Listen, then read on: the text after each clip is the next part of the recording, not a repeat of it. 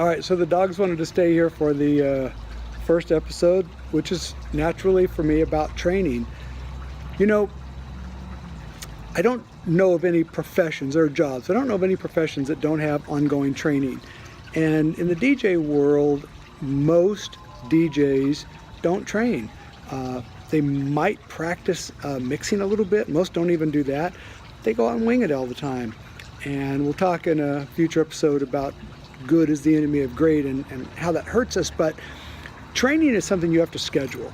And you decide what is right for you. But for everybody, I would suggest an hour a week. I don't think that's very much to ask. 1 hour a week where you train.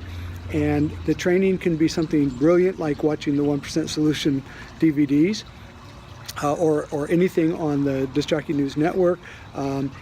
But it's not going online and getting the opinion of a bunch of people who aren't very good on some Facebook group and calling that training. That's a social network, which is fine. I do plenty of it. We know that. But training, and that can be with your local DJ association. If you don't have one, by all means start one. If you read books, anything, but dedicate an hour a week and have a specific time when you're going to do that. We'll talk in future episodes about conventions and how those can help you. I can tell you that I owe a large percentage of my success over the years to going to conventions. And what I learned there is some brilliant minds there, people that are willing to share.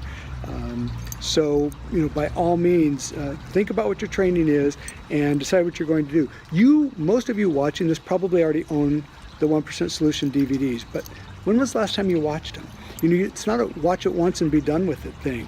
They need to be rewatched, relearned.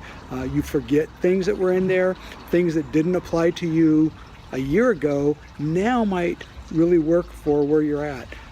New ideas, maybe it doesn't work for most of your clients, but you get that one where something will really work. So rewatch them.